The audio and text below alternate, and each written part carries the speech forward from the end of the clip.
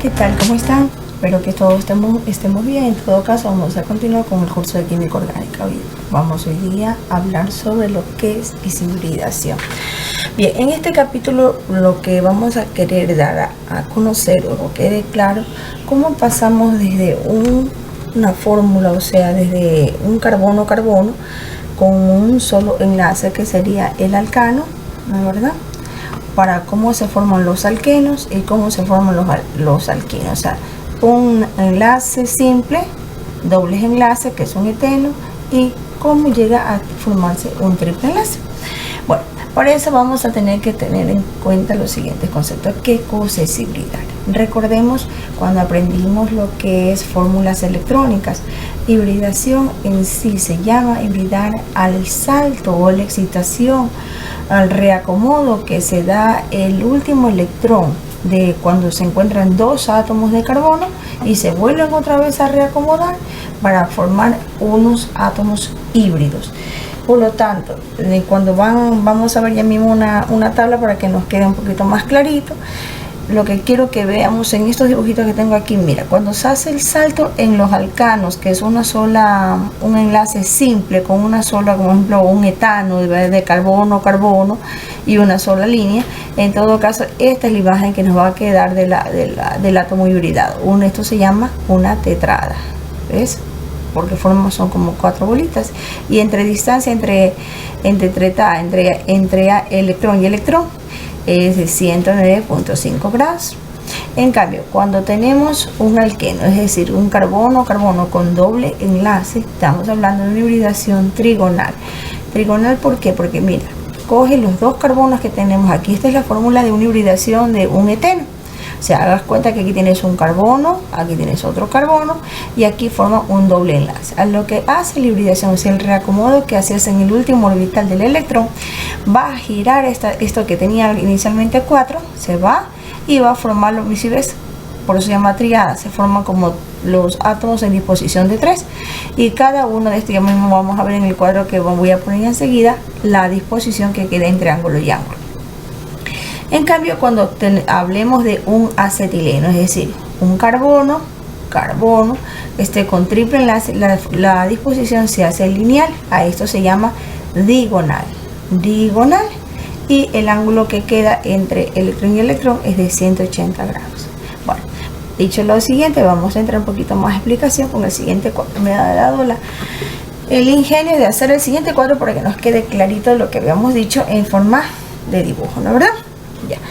Entonces, cuando hablamos de hibridación, significa el razonamiento o la explicación que se da químicamente a cuando uno tiene un alcano que es un enlace sencillo, miren, enlace sencillo de carbono a carbono y una rayita, un enlace doble, por ejemplo carbono-carbono con doble enlace y un enlace triple como un acetileno o cualquier alquino que tengamos.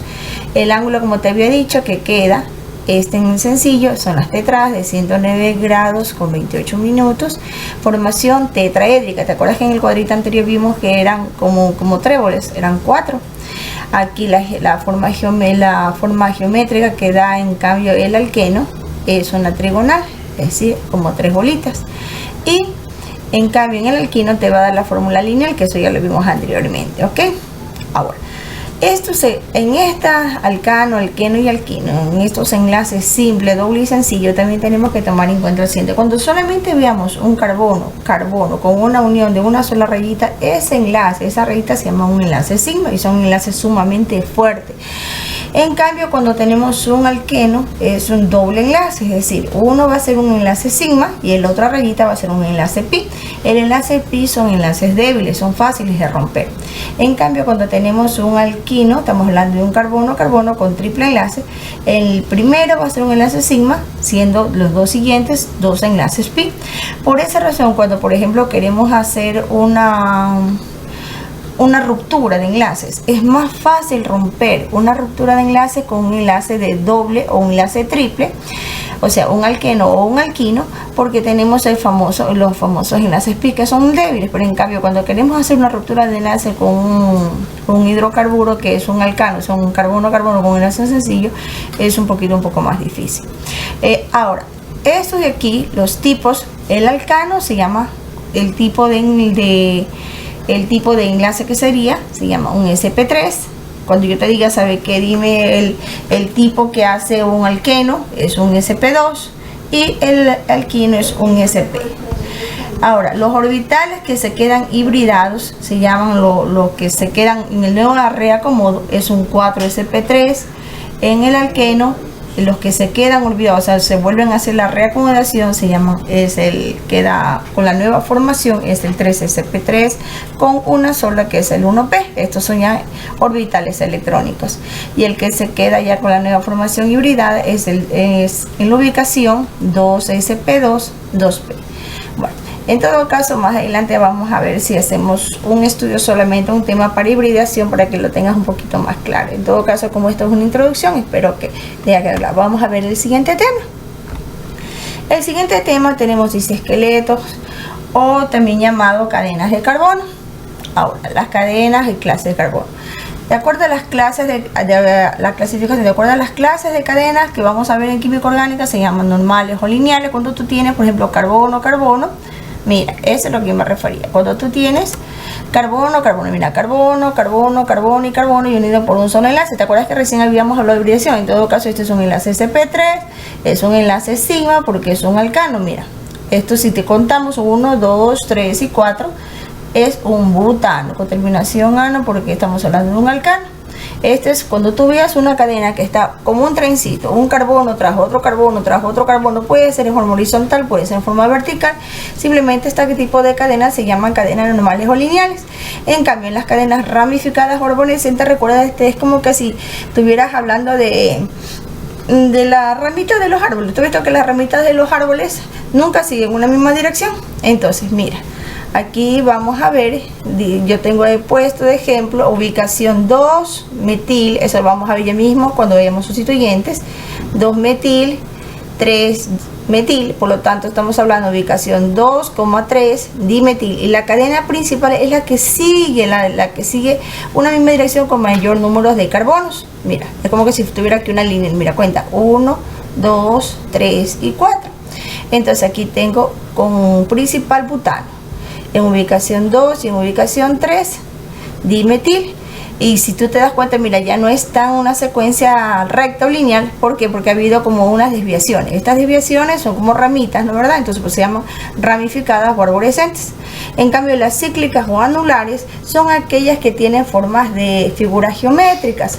Es decir, mira, aquí tengo un ciclo pentano. Acuérdate de geometría, este es un pentano, ¿no es verdad? Un pentano. Entonces decimos que este tipo de cadena es cíclica o anular porque tiene forma de pentano. Y si tú cuentas, mira, tengo aquí 1, 2 carbono, cada rayita es un hidrógeno. Cada carbono, eso es nunca te debes olvidar, cada carbono siempre se va a saturar con 4 hidrógenos. Entonces mira, aquí tengo CH2, tengo 2 aquí, una rayita acá sería 3, una rayita acá sería 4. Y si cojo el carbono de acá, mira, tengo el carbono aquí y tengo 2 hidrógenos aquí, 2, y cada rayita 3 y el de acá 4. O sea, las rayitas que convergen se consideran como hidrógenos. Entonces cada carbono se satura siempre, cada carbono con 4 hidrógenos. Bueno, vamos a ver otro tipo de clases que tenemos, o clasificaciones en las clases de carbono. Dentro de las clases de carbono tenemos que ver los carbonos primarios, secundarios, terciarios o cuaternarios. Cuando hablamos que es un primario, un secundario y un terciario. Un carbono primario se dice todo aquel que está al final de una cadena, y siempre va a tener, para poder saturar, 3 hidrógenos. Porque, por ejemplo, si nosotros cogemos aquí, al final de la cadena, mira, aquí para poder saturar, ¿te recuerdas que yo te decía que cada carbono tiene que saturarse con 4 hidrógenos? Entonces, si tú ves al final de la cadena, aquí vamos a tener, en donde tenemos la color amarillo, ahí tendríamos 3 hidrógenos más la rayita que tengo ahí, serían 4, ¿no verdad? 3 hidrógenos, la rayita ahí que tenemos 4. Incluso acá en la que tenemos como sustituyentes, mira, aquí está en el extremo, son carbonos extremos. Entonces aquí tendría 3 carbonos que deberían ser saturados, 3 hidrógenos para saturar, aquí coloco H3 más el 1 que tengo aquí son 4. Entonces carbonos primarios son carbonos extremos. Los carbonos secundarios en cambio son aquellos que no se encuentran al final de ninguna cadena o al final de algún ciclo, sino que se encuentran intermedios. ¿Ok?